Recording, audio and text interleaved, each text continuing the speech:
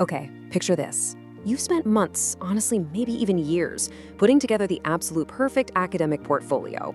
You finally get accepted into a prestigious UK university, and to top it all off, you win a fully approved government scholarship to pay for the whole shebang. You think you're at the finish line, right? Well, brace yourself for a major shock. Right now, in 2026, holding a fully approved government scholarship absolutely does not guarantee you a UK student visa. In fact, a recent change in UK immigration rules has thrown a massive wrench into the works, creating some serious, immediate uncertainty for scholarship-funded students literally all over the world. So, in today's explainer, we're going to focus exactly on why student visas get rejected under these new updates, and what you absolutely need to know to protect your educational future. Okay, let's dive into this, because I know it sounds completely counterintuitive, doesn't it? I mean, we've all kind of been taught this dangerous myth that an official scholarship letter from a government entity means your visa approval is basically just a rubber stamp formality. But we're seeing a huge red flag for international students right now. The reality?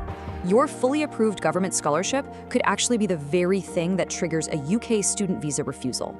Let's break down exactly why this is happening and why student visas get rejected even when you're holding what looks like absolutely perfect documentation. Which brings us to Section 1, the scholarship shock. So here's the new broken equation we're dealing with. Scholarship approval plus university admission simply no longer equals a guaranteed UK visa. You can have that acceptance letter literally in your hand. You can have a beautiful official scholarship approval letter printed on fancy government letterhead. But your visa application, it's still at a very real risk. And the big disconnect here is that the university's admissions department and the UK Visas and Immigration Department, which we usually just call UKVI, well, they are operating under completely different sets of rules when it comes to defining what valid funding actually is. Let's get into the weeds a bit in Section 2, the new sponsorship rules. Right, so here is the absolute core of the issue. According to the updated UKVI interpretation, their definition of an official financial sponsor has gotten incredibly strict. Financial sponsorship is now only recognized as official if it's provided by a national or federal government. That is it. So when the UK government is reviewing your application, they are specifically hunting for a national level endorsement. If they don't see it, as far as they're concerned, your funding might as well just not exist. Now, what's really interesting to see here is how remarkably thin the line between success and failure actually is right now. On one side of the fence, we have accepted sponsors, which are your national and federal governments. So if your funding comes directly from the top level of a nation's government, you're golden, you meet the criteria. But on the flip side, rejected sponsors now include state, provincial, regional, or even local governments. This means funding issued directly by a state or a local municipality might just not qualify anymore, even if that local government has literally millions of dollars to give out. The UKVI interpretation simply may not recognize them as an official financial sponsor. And honestly, this strict separation is a massive reason why student visas get rejected under the current framework. So who is actually at risk here? Well, you might have heard about this in the news regarding students from India, specifically those relying on state programs like the ones in Maharashtra. But please, do not make the mistake of thinking this is just some isolated issue. This impacts applicants from literally any country that operates regional or provincial scholarship programs, whether you're coming from North America, Europe, Asia, wherever. If you're relying on local, regional, or provincial scholarships to prove your financial stability, you are caught right in the crossfire. It's a completely global rule change. That brings us to Section 3, the hidden funding gap. This is where we see the immediate, cascading consequence of this rule change.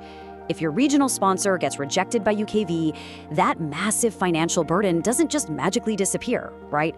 It suddenly falls directly onto your shoulders.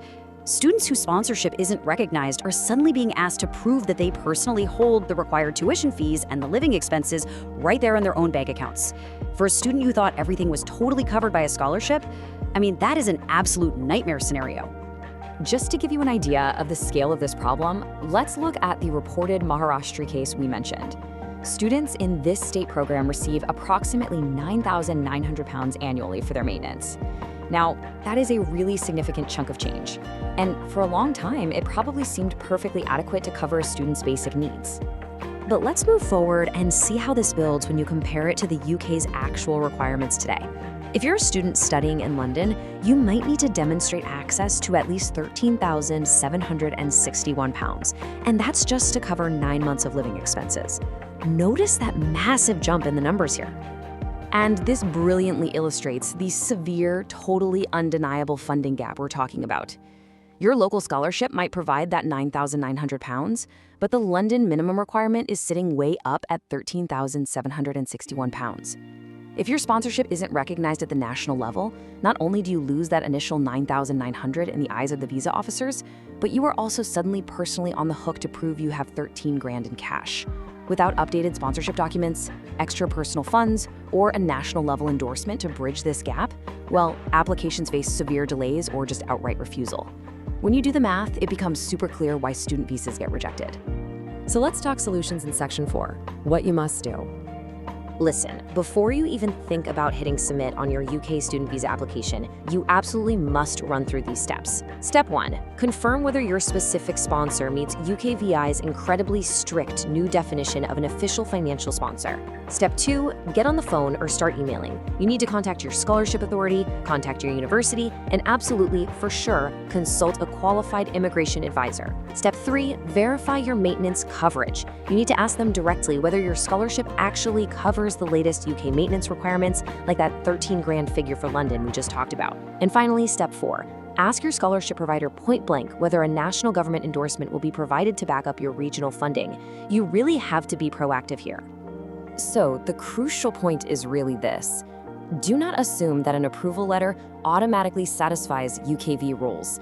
I can't stress this enough. Assumption is your biggest enemy right now. Just because a piece of paper looks official to you, or even to your university for that matter, it definitely doesn't mean it meets the very specific, rigid legal definitions required by immigration authorities in 2026. Which leaves us with this final, highly urgent question to consider. Is your scholarship letter hiding a visa refusal? If you're relying on local, regional, or provincial funding, it is absolutely time to dig out those documents, read the fine print, and start making those phone calls.